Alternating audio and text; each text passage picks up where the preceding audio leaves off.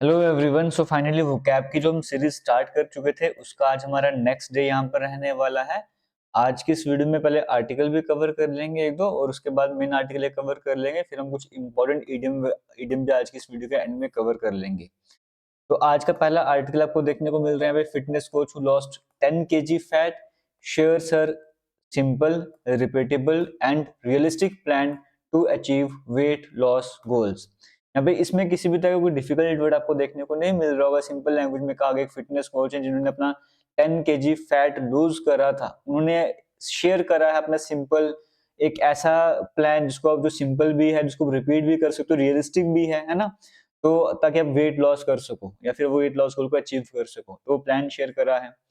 यहाँ पर fitness coach जो पर्टिकुलर नाम दिया गया है, कहा गया fitness coach emphasis simple meals, hydration, weight training and quality sleep for effective weight loss. ये उन्होंने बेसिक एक सिंपल लैंग्वेज में बता दिया है कि क्या जरूरी है वेट लॉस के लिए। अब यहाँ पे आपके सामने क्वेश्चन बनता है कि एम्फेसिस का मतलब क्या हो जाता है। फिटनेस कोच ने एम्फेसिस करा ना किस पे, अगर सिंपल मील्स पे, हाइड्रेशन पे, तो एम्फेसिस का मीनिंग क्या होता है, इसका मतलब होता है आप किसी चीज स्पेशल इंपॉर्टेंस दे रहे हो ना किसी चीज को, तब हम वर्ड यूज करते हैं एम्फेसिस। मतलब फिटनेस कोच ने स्पेशल इंपॉर्टेंस किसको दी है, स्पेशल इंपॉर्टेंस दी है कि सिंपल मील्स रखो, हाइड्रेशन पानी वगैरह अच्छे से पियो, वेट ट्रेनिंग पे फोकस करो, क्वालिटी स्लीप अच्छी बढ़िया नींद लो, डिस्टर्बेंस के बिना वाली नींद लो। इसी से आपका जो वेट लॉस है वो बड़ी तरीके से हो जाएगा। समझ तो एम्फेसिस का मतलब क्या, वो क्लियर हो गया। सिनोनिम में स्ट्रेस हो जाएगा, इंपॉर्टेंस, फोकस, हाईलाइट, ये सब कुछ आपको देखने को मिलेगा। एंटोनियम में नेग्लेक्ट करना, इग्नोर करना, डी एम्फेसिस, अनइम्पोर्टेंस, ये सब कुछ आपको देखने को मिलेंगे। ये आज के क्वेश्चन नंबर 105 आप इसे मान के चल सकते हो। वोकैबुलरी जो सीरीज हम चल रहे थे 104 तक हम कवर कर चुके हैं, आज 105 आपके सामने था। नेक्स्ट में कहा गया है, फिर उसी आर्टिकल में कहा गया weight loss is an uphill climb, you need patience, consistency and healthy goals to achieve it. When you have sustainable plans, they might take time to show results, but they are long lasting. अब यहाँ पर क्या बन सकता है कि idiom हमारे सामने अपहिल क्लाइंब, ये ऑलरेडी एग्जाम में पूछा भी गया है। तो अपहिल क्लाइंब का मतलब क्या होता है, इसका मतलब एक ऐसा टास्क या फिर एक ऐसी सिचुएशन जो बड़ा डिफिकल्ट है। एक ऐसी सिचुएशन आ चुकी है कि ऐसा टास्क आ चुका है जो अचीव करना डिफिकल्ट है, उसमें आपको बहुत मेहनत करनी पड़ेगी, बड़े एफर्ट आपको लगाने पड़ेंगे। तो वही कहा गया वेट लॉस जो है वो एक पीस ऑफ केक नहीं है, मतलब इजी टास्क नहीं है। यह एक अपहिल क्लाइंब है, मतलब एक ऐसा टास्क है जो डिफिकल्ट है, जिसमें एफर्ट्स चाहिए अचीव करने के लिए। तो वेट लॉस एक अपहिल क्लाइंब है, ये भी आपसे पूछा जा सकता है। क्वेश्चन नंबर 106 आपने कवर कर दिया, अपहिल क्लाइंब का मीनिंग क्या होता है। आपको पेशेंस चाहिए, कंसिस्टेंसी, बार बार सेम चीज को रिपीट करते जाना है, कंसिस्टेंटली करना है, और हेल्दी गोल्स चाहिए आपको अचीव करने के लिए। जब आपके प्लान सस्टेनेबल होंगे तो टाइम लगेगा रिजल्ट शो होने में, लेकिन वो जो रिजल्ट निकलेगा ना, वो लॉन्ग लास्टिंग, काफी देर तक चलने वाला रिजल्ट है। फिर यहाँ पे कहा गया दिसंबर के मंथ में फिटनेस कोच ने शेयर करा अपना एग्जैक्ट प्लान, जिसकी हेल्प से उनको 10 kg तक फैट लूज हुआ था। उन्होंने क्लिप शेयर करी थी, फिर उन्होंने बताया, पहला पॉइंट बताया कि अपने खाने को सिंपल रखो, not keep your food simple not perfect. अपने फूड को सिंपल रखो, परफेक्ट मत बनाओ। इनके अकॉर्डिंग क्या कहना है कि हर एक मील में 3 चीजें होती हैं, प्रोटीन, कार्ब, वेजिस। उन्होंने कहा कि it does not need anything fancy, कुछ फैंसी की जरूरत नहीं, ना ही कोई ऐसी रेसिपी जिसमें 20-20 स्टेप लगते हो बनाने के लिए, ऐसा कुछ नहीं है। Rather just foods you enjoy, just foods, वो खाना खाओ जो तुम एंजॉय करते हो, और बिना थिंकिंग के, ओवर थिंकिंग के, हद से ज्यादा सोचे बिना तुम रिपीट कर सकते हो। सोचना पड़ेगा खाना चाहिए नहीं खाना चाहिए, रिपीट करने वाला खाना आराम से खाओ, सिंपल खाना खाओ। शी हाईलाइटेड, हाईलाइट क्या करा, most people fall off when food becomes complicated और unenjoyable, simple meals are the ones you actually stick to. यहाँ पे बन सकता है कि फ्रेज हमारे सामने था फॉल ऑफ, ये कहा गया ना। इस फॉल ऑफ का मतलब क्या होता है, फॉल ऑफ का मतलब है डिक्लाइन हो जाना, कोलैप्स कर जाना, डिफीट कर जाना, या किसी चीज का एंड हो जाना। तो मोस्ट पीपल फॉल ऑफ, ज्यादातर लोग जो हैं वो डिफीट, हार जाते हैं या थक जाते हैं, रुक जाते हैं। कब, जब खाना कॉम्प्लिकेटेड बन जाता है, अनइंजॉयबल बन जाता है। समझ क्यों। तो सिंपल मीन्स ऐसी हैं जिन पे आपको स्टिक कर सकते हो आराम से, और उस पे आपको रहना है। तो परफेक्शन की तरफ नहीं जाना है, सिंपल फूड पे फोकस करना है जो आप रिपीट कर सकते हो बिना सोचे समझे। फिर यहाँ पे कहा गया कि drink more water than you think, जितना आपको लगता है कि मुझे पानी की जरूरत है उससे ज्यादा पानी पियो। इसमें कोई सेंटेंस कुछ था नहीं वर्ड डिफिकल्ट, तो इसको मैंने कुछ हाईलाइट करानी है। लिफ्ट वेट, यहाँ पे कहा कि कम से कम 3 हफ्ते में 3 बार तो तुम्हें वेट लिफ्ट करने का काम करना है। तो आप, ये आपकी बॉडी को शेप देगा, फैट लूज करते हो तो आपकी बॉडी को शेप भी मिलती जाएगी। इस तरह की बातें यहाँ पर करी गई है।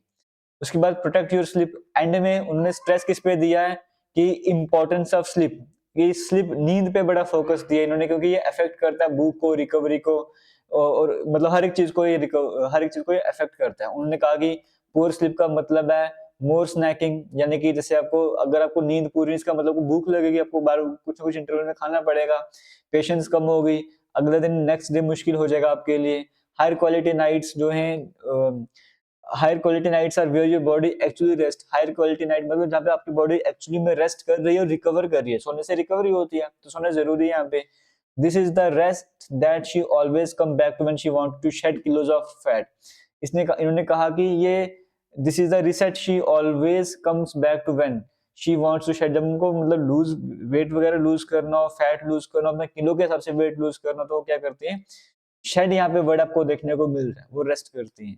शेड का मीनिंग क्या होता है, बोलते हैं ट्री शेड देयर लीव्स, पेड़ों से पत्ते झड़ जाते हैं, गिर जाते हैं। शेड का मतलब होता है किसी चीज से छुटकारा ले लेना या उसको हटा देना, लूज करना, ड्रॉप करना, रिड्यूस करना, डिस्कार्ड करना। इसके सिनोनिम आप बोल सकते हो, एंटोनिम हो जाएगा गेन करना, ऐड करना, रिटेन करना, इंक्रीज करना। समझ को, जैसे बोलते हैं ना, फैट के बारे में कह रहे हैं, शेड करने की बात कर रहे हैं, वेट, हेयर हो गया, लीव्स हो गया, हेयर शेडिंग की बात करेंगे, वो बालों को झड़ना आप कह सकते हो इस तरीके से। तो शेड का मतलब आपको क्लियर हो रहा होगा। आगे चलते हैं, एक और आर्टिकल सामने था, पूरा आर्टिकल नहीं लाऊंगा यहाँ पे। कहा गया how is your mental health, आपकी मेंटल हेल्थ कैसी है। Get real by asking yourself this question, अपने आपसे क्वेश्चन वगैरह पूछो। फिर यहाँ पे कहा गया in this chaotic world of busy schedules. Chaotic का मतलब क्या होता है, क्योटिक का मतलब है जो डिसऑर्डर्ड हो, कंफ्यूज्ड हो, आउट ऑफ कंट्रोल हो। ये ऐसा वर्ल्ड जो बिल्कुल बिजी टाइप का वर्ल्ड आपको देखने को मिल रहा है, डिसऑर्डर्ड वर्ल्ड आपको देखने को मिल रहा है, कंफ्यूजन से भरा वर्ल्ड आपको देखने को मिल रहा है, stressful current events and personal responsibilities, growing distracted from your internal world is common. आपके अंदर क्या चल रहा है उसे डिस्ट्रैक्ट हो जाना, वो बड़ा कॉमन सा है आज की इस दुनिया में। वेदर इंटेंशनल और नॉट, चाहे आप जानबूझकर करो या ना करो, पीपल में बिलीव देयर फाइन, लोगों को लगता है कि वो ठीक है। While functioning on autopilot, overworking और numbing with social media. Numbing का मतलब क्या होता है कि आप अपने आप को इतना इमोशनल डल बनाते हो कि अपने आप को इतना कम अवेयर कर रहे हो कि अपने स्ट्रेस को अवॉइड करने के लिए, अपने पेन को अवॉइड करने के लिए, अपनी अनकंफर्टेबल फीलिंग्स को अवॉइड करने के लिए आप अपने आप को जो है उसे भगाने की कोशिश करते हो। तो कहा गया आप चाहे जानबूझकर करो चाहे ना करो, लेकिन आज के टाइम पे जब आपको ओवरवर्क करना पड़ता है, आप सोशल मीडिया डूम स्क्रॉलिंग, मतलब बिना सोचे समझे आप स्क्रॉलिंग करते हो, जब नेगेटिव न्यूज आपको देखने को मिलती है, दिन भर क्या चल रहा है वो सब कुछ आपको देखने को मिलता है। ये एक बड़ा कारण है कि आप अपने आप से अलग होते जा रहे हो। इस तरह की बात इस पूरे आर्टिकल में करी गई थी, हालांकि डेप्थ में इस आर्टिकल के नहीं जाऊंगा। अब आगे जब कवर करेंगे कुछ इंपॉर्टेंट इडियम्स वगैरह, जैसे आज का पहला है और क्वेश्चन नंबर 111 पे सामने स्क्रीन में है, टू स्टील समवन्स थंडर। इसका मतलब क्या होता है, टू स्टील समवन्स थंडर का मतलब होता है to take credit for someone else idea achievement. किसी और का आइडिया था, किसी और की अचीवमेंट थी, आपने क्रेडिट ले लिया, तो क्या हो गया, to steal someone's thunder. He announced the plan early to steal his rival's thunder। ये एग्जांपल आपके सामने दी गई है। नेक्स्ट हमारे सामने था to bell the cat. To bell the cat का मतलब हो गया टू टेक अ रिस्की और dangerous responsibility. To bell the cat मतलब आपने कोई रिस्की या फिर डेंजरस रिस्पॉन्सिबिलिटी ली है, तो आपने क्या यूज करा, to bell the cat. Everyone discuss the problem but no one was ready to bell the cat, मतलब हर किसी ने इस प्रॉब्लम को डिस्कस करा लेकिन कोई भी तैयार नहीं था इस रिस्पॉन्सिबिलिटी को लेने के लिए। Hobson's choice. हॉब्सन चॉइस का मतलब क्या होता है, जब आपको कोई रियल चॉइस हो ही ना, सिर्फ एक ही ऑप्शन आपको दिया जाए, है ना। He had an Hobson's choice, accept the job और रिमेन अनएम्प्लॉयड। एक ही आपके पास चॉइस थी, है ना, देखा जाए तो Hobson's choice.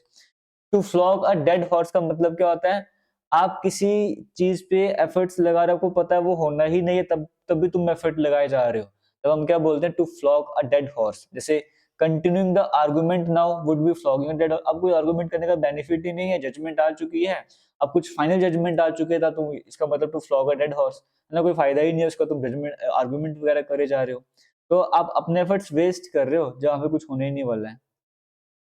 To cut the Gordian knot, इसका मतलब क्या होता है कि आप एक कम्प्लेक्स प्रॉब्लम है, एक कम्प्लेक्स प्रॉब्लम है, आप उसको बोल्ड और डिसिसिव एक्शन से जो है वो सॉल्व कर रहे हो, तो हम यूज करते हैं to cut the Gordian knot, है ना। तो ये सारे आज के जो 5 इंपॉर्टेंट इडियम्स थे अपने वो भी कवर कर लिया, तो आज के सेशन को यहीं पर एंड कर रहे हैं। All the best, thank you, जय हिंद।